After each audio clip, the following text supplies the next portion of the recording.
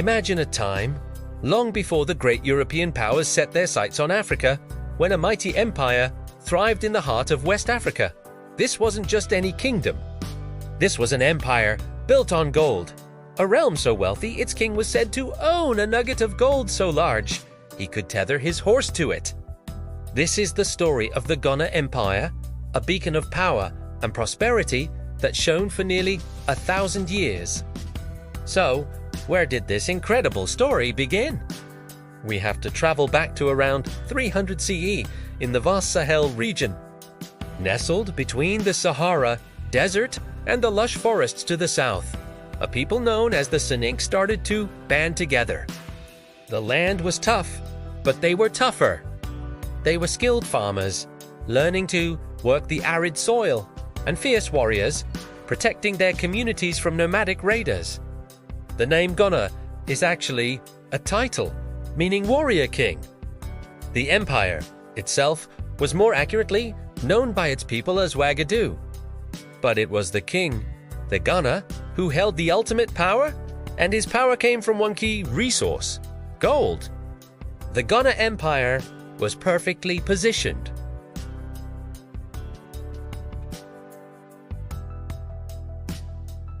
Salt was incredibly valuable, literally worth its weight in gold in some regions, because it was essential for preserving food and for life itself. Toza Sut, in the forests of Wangara, were some of the richest gold fields the world had ever known. The exact location of these mines was a fiercely guarded secret, a mystery that added to the empire's mystique. The Soninke people of Ghana became the ultimate middlemen. They didn't mine the gold themselves, nor did they mine the salt.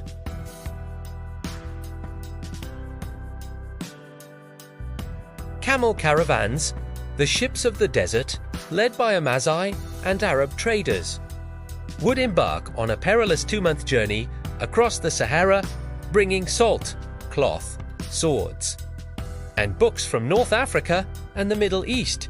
They would arrive at the bustling markets of Ghana's capital, a legendary city called Kumbi Saleh.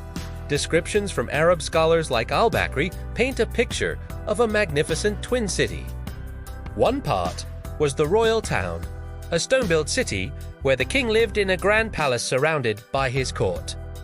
This was the center of political power and traditional Soninke religion. A few miles away was the merchant town, a bustling hub of mosques, stone houses, and marketplaces where traders from across the known world gathered. It was a vibrant, cosmopolitan center of commerce and Islamic scholarship.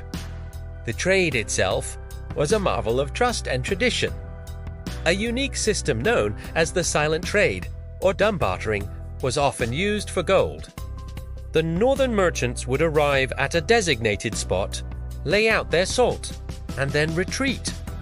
The gold miners from Wangara would then appear, inspect the salt, and place an amount of gold dust they felt was a fair price next to it before disappearing back into the forest.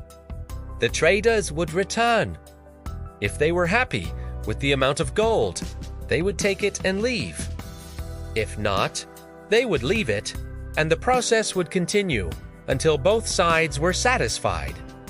This incredible system allowed trade to flourish even between people who spoke different languages and never saw each other face to face. The king of Ghana grew immensely powerful by taxing this trade. Every slab of salt coming into the empire was taxed. Every load of gold leaving the empire was taxed. This generated unimaginable wealth. The king used this revenue to build a formidable army, said to have 200,000 soldiers, including 40,000 archers. This military might wasn't just for show. It was used to maintain peace, protect the trade routes from bandits, and expand the empire's influence over neighboring states, forcing them to pay tribute. The court of the Ghana was a spectacle of wealth. Visitors described the king holding court adorned in gold jewelry, with his officials and even his dogs wearing collars of gold and silver. He was seen as a divine figure, the link between his people and their gods, and he commanded absolute authority and respect. Justice was dispensed directly by the king, who would listen to grievances and disputes from his subjects in grand public audiences. This system, built on gold, trade, and a strong central government, allowed the Ghana Empire to dominate West Africa for centuries. By the 11th century, the Ghana Empire was at its absolute peak. Its influence stretched across modern-day Mauritania, Senegal, and Mali. Its wealth was legendary, its capital a center of global trade. But, as with all great empires, the seeds of its decline were already being sown. One of the primary challenges came from the north. The Almoravids, a puritanical Islamic dynasty from North Africa, began a campaign of expansion. They saw the Ghana Empire's blend of traditional beliefs in Islam as impure and its control over the lucrative trade routes as a prize worth fighting for. In 1076, the Almoravids captured the capital, Kambi Saleh. Although Ghana's rulers eventually regained their independence, the invasion had a devastating impact. It disrupted the vital trans-Saharan trade routes, and the prolonged conflict weakened the empire's military and political structures. The environment also played a crucial role. The centuries-long process of trade and settlement had put immense strain on the land. The increasing population and the thousands of camels in the caravans contributed to overgrazing. This, combined with a period of severe drought, began to turn the once fertile farmlands into desert. As resources dwindled and the land could no longer support its people, internal rebellions began to bubble up. Subject states that had once paid tribute to the powerful Ghana now saw an opportunity to break free. The final blow came from one of its former subjects. A new power was rising in the south, the Soso Kingdom. Led by a ruthless king named Sumanguru Kanti around 1203, Sumanguru conquered what was left of the Ghana Empire, absorbing its territories into his own expanding domain.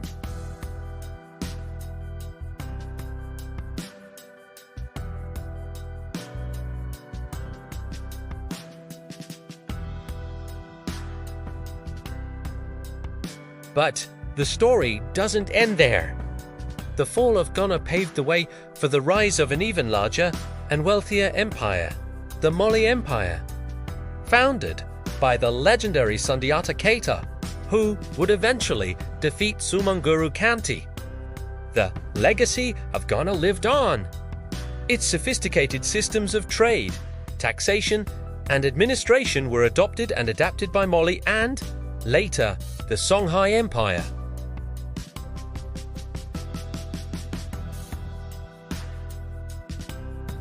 It demonstrated that complex, wealthy, and powerful states could flourish in Africa long before European contact.